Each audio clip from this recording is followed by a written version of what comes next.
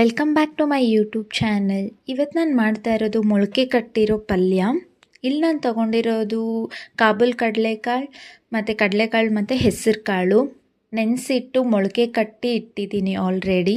ಮತ್ತು ನಾನಿಲ್ಲಿ 2 ಈರುಳ್ಳಿ, 1 ಟೊಮ್ಯಾಟೊ ಮತ್ತು ಸ್ವಲ್ಪ ಕರಿಬೇವು ಸೊಪ್ಪು ತೊಗೊಂಡಿದ್ದೀನಿ. ಇಲ್ಲಿ ನಾನು ಕಾದಿರೋ ಕಡಾಯಿಗೆ 2 ಸ್ಪೂನ್ ಆಫ್ ಆಯಿಲ್ ಹಾಕ್ಕೊಳ್ತಾ ಇದ್ದೀನಿ. ಅದು ಸ್ವಲ್ಪ ಬಿಸಿ ಆದಮೇಲೆ ಅದಕ್ಕೆ ಸಾಸಿವೆ, ಜೀರಿಗೆ ಹಾಕ್ಕೊಂಡಿದ್ದೀನಿ. ಒಂದು 5 ಸೆಕೆಂಡ್ ಬಿಟ್ಟರೆ ಸಾಕು.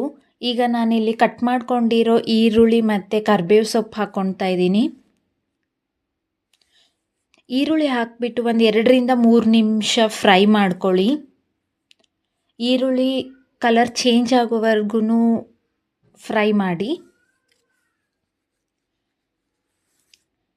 ಈರುಳ್ಳಿನ ಫ್ರೈ ಮಾಡ್ಕೊಂಡಾದಮೇಲೆ ಸ್ವಲ್ಪ ಟೊಮ್ಯಾಟೊ ಹಾಕ್ಕೊಳ್ಳಿ. ನಾನಿಲ್ಲಿ 1 ಟೊಮ್ಯಾಟೊ ತೊಗೊಂಡಿದ್ದೀನಿ.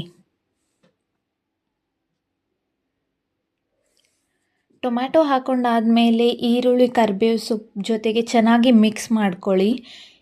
ಇದನ್ನು 1 ನಿಮಿಷ ಫ್ರೈ ಮಾಡಿಕೊಂಡ್ರೆ ಸಾಕು ಟೊಮ್ಯಾಟೊನ.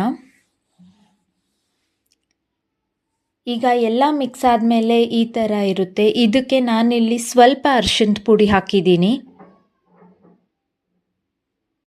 ನಾನು ಈಗ ಎಲ್ಲನೂ ಚೆನ್ನಾಗಿ ಮಿಕ್ಸ್ ಮಾಡ್ಕೊಂಡಾದಮೇಲೆ ಮೊಳಕೆ ಬಂದಿರೋ ಕಾಳುಗಳನ್ನು ಎಲ್ಲ ಹಾಕಿಬಿಟ್ಟು ಚೆನ್ನಾಗಿ ಕಲಿಸ್ಕೊತೀನಿ.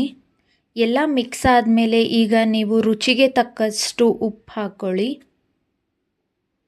ನಾನಿಲ್ಲಿ 1 ಸ್ಪೂನ್ ಉಪ್ಪು ಹಾಕಿದ್ದೀನಿ, ಯಾಕಂದರೆ ನಾನು ಸ್ವಲ್ಪ ತೊಗೊಂಡಿದ್ದೀನಿ ಇಲ್ಲಿ ಕಾಳುಗಳನ್ನು.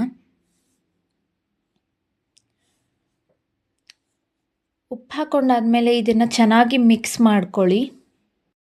ನಾನೀಗ ಸ್ವಲ್ಪ ಬೆಲ್ಲ ಹಾಕ್ಕೊಳ್ತಾ ಇದ್ದೀನಿ. ಇದು ಆಪ್ಷನಲ್, ಬೇಕು ಅಂದರೆ ಹಾಕಿ, ಇಲ್ಲ ಅಂದರೆ ಬೇಡ. ಹಾಕಿಬಿಟ್ಟು ಚೆನ್ನಾಗಿ ಮಿಕ್ಸ್ ಮಾಡ್ಕೊಳ್ಳಿ. ಇದೆಲ್ಲ ಮಿಕ್ಸ್ ಆದಮೇಲೆ ಕೊನೆಯಲ್ಲಿ ನೀವು ಖಾರ ಹಾಕ್ಕೊಳ್ಳೋದಕ್ಕಿಂತ ಮುಂಚೆ ಸ್ವಲ್ಪ ನೀರು ಹಾಕಿಬಿಟ್ಟು ಇದನ್ನು ಕುದಿಯೋಕ್ಕೆ ಬಿಡಿ. ಇದನ್ನು ಒಂದು 5ರಿಂದ 10 ನಿಮಿಷ ಕುದಿಯೋಕ್ಕೆ ಬಿಟ್ಟರೆ ಸಾಕು.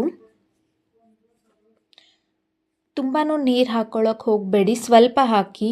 ನಾನಿಲ್ಲಿ 1 ಲೋಟದಷ್ಟು ಹಾಕಿದ್ದೀನಿ ನೀರನ್ನ. ಇದನ್ನು ಚೆನ್ನಾಗಿ ಬಾಯ್ಲ್ ಆಗೋಕ್ಕೆ ಬಿಟ್ಬಿಡಿ.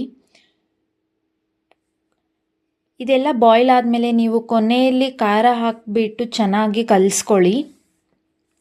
ಹಾಗೆಯೇ ನನ್ನ ವಿಡಿಯೋ ಇಷ್ಟ ಆದರೆ ಸಬ್ಸ್ಕ್ರೈಬ್ ಮಾಡಿಕೊಂಡು ವಿಡಿಯೋ ನೋಡಿ. ನನ್ನ ವೀಡಿಯೋಸ್ನ 75% ಜನ ಸಬ್ಸ್ಕ್ರೈಬ್ ಮಾಡ್ಕೊಳ್ದೇ ನೋಡ್ತಾ ಇದ್ದೀರಾ. ಪ್ಲೀಸ್ ಸಬ್ಸ್ಕ್ರೈಬ್ ಮಾಡಿಕೊಂಡು ಸಪೋರ್ಟ್ ಮಾಡಿ. ಹೀಗೆ